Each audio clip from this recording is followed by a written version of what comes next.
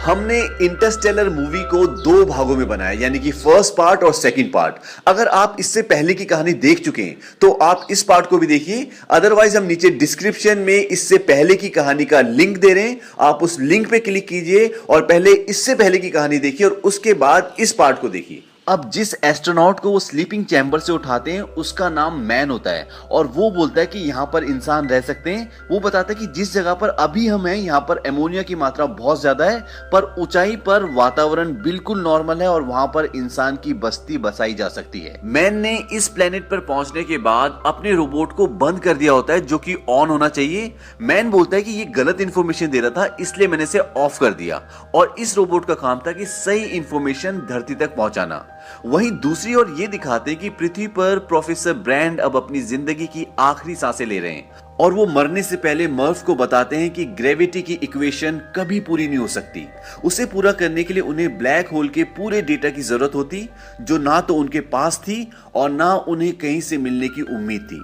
वो मर्फ को बोलते हैं कि प्लान नंबर 1 सिर्फ दिखावा था, असल में इस प्रोजेक्ट के जरिए सिर्फ प्लान नंबर 2 को पूरा करना था ताकि इंसान ऐसे प्लेनेट पर पहुंच सके जहां जीवन हो और वहां जाकर वो जो अपने साथ मानव के भ्रूण ले गए जिससे नए इंसानों को पैदा किया जा सकता है उससे नए इंसान पैदा करें और मानव जाति को बचा सके। मतलब आने वाले समय में पृथ्वी पर सारे लोग मर जाएंगे क्योंकि प्लान नंबर 1 तो पूरा हो ही नहीं सकता। अब मर्फ प्रोफेसर ब्रैंड की बेटी को वीडियो मैसेज रिकॉर्ड करके भेजती है और बोलती है कि प्रोफेसर ब्रैंड अब इस दुनिया में नहीं रहे और वो उन्हें वो सारी बातें बताती है जो प्रोफेसर ब्रैंड ने मरने से पहले मर्फ को बताई होती है। वो बोलते क्या इस धोखे के बारे में मेरे पिता को पता था? वो ये पूछते कि क्या आपको पता था? और इस मैसेज को कूपर भी देख लेता है, पर इस बारे में प्रोफेसर ब्रैंड की बेटी एमिली को कुछ भी पता नहीं होता। अब कूपर ये डिसाइड करता है कि वो इस ग्रह से सीधा पृथ्वी पर लौट जाएगा और अपने बच्चों से मिलेगा। तभी उनका एक साथी कूपर को बोलता है कि जब तुम पृथ्वी पर लौटोगे तो ब्लैक होल का चक्कर लगाते हुए जाना और टार्स जो कि एक रोबोट है उसे ब्लैक होल में छोड़ देना ताकि वो सारा डेटा कलेक्ट करके पृथ्वी पर भेज दे जिससे प्रोफेसर ब्रैंड की ग्रेविटी के अधूरे काम को पूरा किया जा सके और पृथ्वी के लोगों को बचाया जा सके। अब इस प्लेनेट पे कूपर को यह पता लगता है कि मैन जो कि इस प्लेनेट पर था उसने सबको धोखा दिया है और इस प्लेनेट के किसी भी हिस्से में इंसान नहीं रह सकता। मैन गलत डेटा भेजता है और अपने रोबोट को ऑफ कर देता है ताकि उसका रोबोट सही डेटा ना भेज दे और अगर सही डेटा पृथ्वी पर चला गया तो यहाँ कोई नहीं आएगा और वो यहाँ से कभी नहीं निकल पाए। यही कारण होता है कि मैन गलत डेटा भेजता है। मैन कूपर को मारने की कोशिश भी करता है। दरअसल उसका प्लान होता है कि वो इन सब को मार दे और अकेला पृथ्वी पर जाए ताकि वहां जाकर वो कोई भी झूठी कहानी बना दे और उसे झूठा साबित करने के लिए वहां पर कोई ना हो। पर प्रोफेसर ब्रैंड की बेटी एमिली कूपर को बचा लेती है लेकिन वो उनके एक साथी को मार देता है। अब मैन अपने फ्लाइंग ऑब्जेक्ट में एंड्योरेंस की ओर जाता है जो कि उनका स्पेसशिप है और वो अंतरिक्ष में है ताकि वो उससे पृथ्वी पर जा सके। पर जब वो अपना फ्लाइंग ऑब्जेक्ट उससे कनेक्ट करने की कोशिश करता है तो एक जोरदार ब्लास्ट होता है और उस ब्लास्ट में उसकी मृत्यु हो जाती है। पर इस ब्लास्ट से एंड्योरेंस स्पेसशिप को काफी नुकसान पहुंचता है। वहीं कूपर भी अपने फ्लाइंग ऑब्जेक्ट में एंड्योरेंस की ओर आ रहा होता है। अब एंड्योरेंस स्पेसशिप स्टेबल नहीं होता पर कूपर अपने फ्लाइंग ऑब्जेक्ट को एंड्योरेंस से कनेक्ट कर लेता है और वो स्टेबल हो जाता है। लेकिन इस इंसिडेंट के बाद एंड्योरेंस ब्लैक होल की तरफ खिंच रहा होता है पर कूपर बोलता है कि मैं इस ग्रेविटेशनल पुल का इस्तेमाल एक धक्के की तरह करूंगा और एंड्योरेंस को आखिरी बचे तीसरे प्लेनेट की तरफ धकेल दूंगा। इसे साइंस की भाषा में स्लिंग शॉट कहते हैं जिससे किसी भी यान को ग्रेविटेशनल फोर्स की मदद से स्पीड देते हैं। आपको बता दूं कि जब मानव पृथ्वी से किसी भी दूसरे प्लेनेट पर जाते हैं तो वो स्लिंग शॉट का इस्तेमाल करके ही जाते हैं। अब स्लिंग शॉट से वो अपने मेन शिप को उस तीसरे ग्रह की तरफ धकेल देते हैं और अपने रोबोट को ब्लैक होल में प्रवेश करवा देते ताकि वो ब्लैक होल का पूरा डेटा भेज दे और प्लान नंबर 1 को कामयाब करके पृथ्वी के लोगों को बचा लें। पर रोबोट के ब्लैक होल के अंदर जाते ही उससे संपर्क टूट जाता है। इसके बाद कूपर अपने फ्लाइंग ऑब्जेक्ट को भी मेन शिप जिसका नाम एंड्योरेंस है उससे अलग कर देते हैं ताकि उसका भार कम हो जाए और अब एंड्योरेंस में अकेली एमिली बची है जो बचे हुए आखिरी यानी कि तीसरे प्लेनेट की ओर जा रही है। कूपर ऐसा इसलिए करता है ताकि प्लान नंबर 2 को पूरा किया जा सके और मानव के अस्तित्व को बचाया जा सके। यहीं अब कूपर का फ्लाइंग ऑब्जेक्ट ब्लैक होल की तरफ बड़ी तेजी से बढ़ रहा होता है। उसका फ्लाइंग ऑब्जेक्ट उसे मैसेज देता है कि फ्लाइंग ऑब्जेक्ट से डिटैच हो जाएं और कूपर उससे बाहर निकल जाता है और उसके तुरंत बाद उसका फ्लाइंग ऑब्जेक्ट बहुत तेज से ब्लास्ट होता है। अब यहाँ पर आप ब्लैक होल्स को भी समझ लें। ब्लैक होल्स ब्रह्मांड में ऐसे होल्स होते हैं जिसके अंदर इतनी शक्ति होती है कि वो पूरे के पूरे प्लैनेट्स को निगल जाएं, और जैसे जैसे आप उसके अंदर जाते रहोगे वैसे वैसे उसकी चौड़ाई कम होती जाएगी और एक पॉइंट पर आकर वो खत्म हो जाएगा।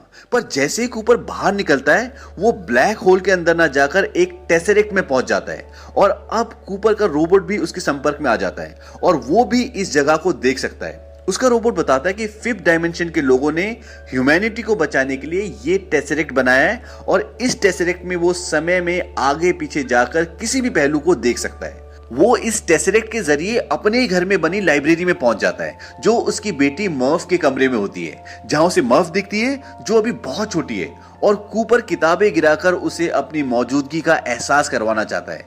पर मर्फ समझती है ये कोई घोस्ट है। आपको याद होगा बचपन में मर्फ कूपर को बोलती थी कि मेरे कमरे में घोस्ट है जो किताबें गिराता है, और एक बार वो अपने पिता को ये भी बोलती है कि मुझे लगता है कि वो भूत आप ही हैं, और सच में यही होता है। कूपर ही होता है जो उसके कमरे में किताबें गिराता था, और वो ऐसा सिर्फ टेसरेक्ट के जरिए कर पाता है जिसकी मदद से वो पास में जा सकता है, पर वो यहाँ फंसा हुआ होता है, वो बात नहीं कर सकता। इसलिए कूपर मर्फ से कम्युनिकेट करने के लिए ग्रेविटी का इस्तेमाल करता है, क्योंकि ग्रेविटी ही एक ऐसी चीज है जो हर डायमेंशन में होती है, और धूल से जो मर्फ के कमरे में बाइनरी कोड्स की लाइंस बनी होती है वो भी ग्रेविटी की मदद से कूपर ने बनाई होती है। कूपर ही मर्फ को ग्रेविटी की मदद से अपने आप को जाने से रोकने का मैसेज देता है, जिसे वो अपनी नोटबुक में नोट कर लेती है, स्टे लिखकर।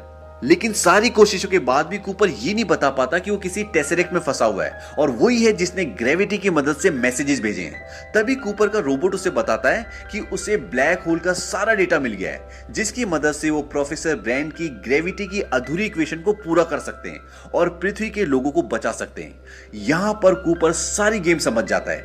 वो अपने रोबोट को बोलता है, फिफ्थ डायमेंशन के लोगों ने मुझे नहीं चुना बल्कि मर्फ को चुना है। रोबोट बोलता है, किस लिए? कूपर बोलता है, दुनिया को बचाने के लिए, और इसीलिए मैं यहां पर हूं। अब आप टेसरेक्ट को इस तरह भी समझ सकते हैं कि ये एक ऐसी जगह है जहां पर समय में आगे और पीछे देखा जा सकता है, और इसे फिफ्थ डायमेंशन के लोगों ने बनाया, यानी कि एडवांस लोगों ने बनाया है। और इसे क्यों बनाया है?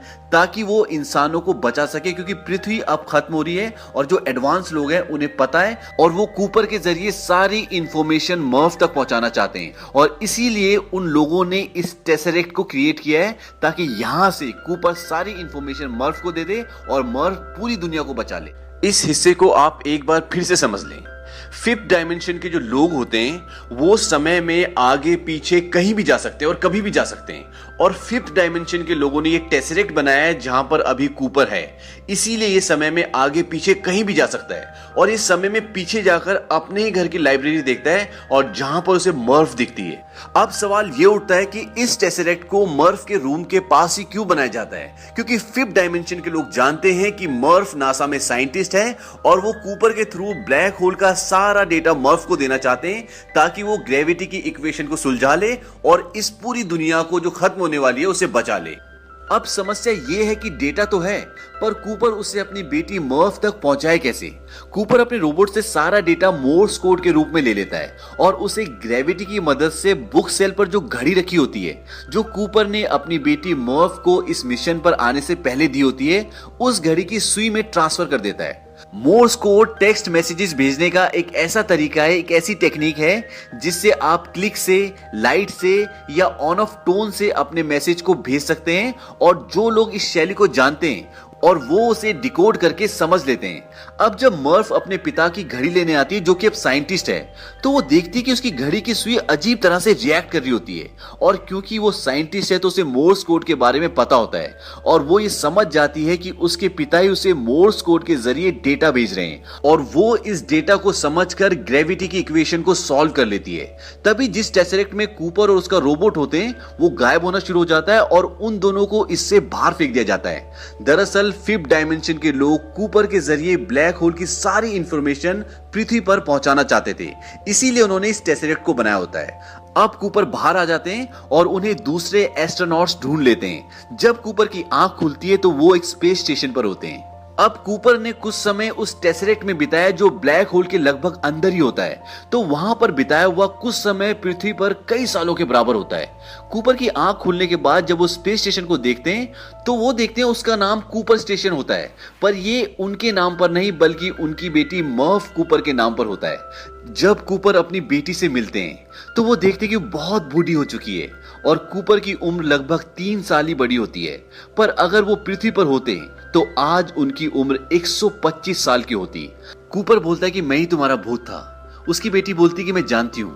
मर्फ बोलती है कि किसी भी माँ बाप को अपने बच्चों को मरते हुए नहीं देखना चाहिए, क्योंकि अब मर्फ बहुत बूढ़ी हो चुकी है और वो अपनी जिंदगी की आखिरी सांसें ले रही है। वो बोलती है कि तुम जाओ, यहाँ पर मेरे लिए मेरा परिवार है, मेरे बच्चे हैं। कूपर बोलता है कि कहाँ? वो बोलते कि एमिली ब्रांड के पास, जो आखिरी प्लेनेट की। और अंत में ये दिखाते कि एमिली उस ग्रह पर अकेली होती है और वो अपना हेलमेट निकाल देती है। इसका मतलब ये है कि वहां का वातावरण इंसानों के लिए पर्याप्त है और एमिली भी कूपर की तरह जवान होती है और कूपर अपने फ्लाइंग ऑब्जेक्ट में अपने रोबोट के साथ एमिली के ग्रह की तरफ निकल जाते हैं और फिल्म यहीं पर खत्म हो जाती है। इस मूवी के एंड से ये पता चलता है कि इसका सेकंड पार्ट जरूर बनेगा।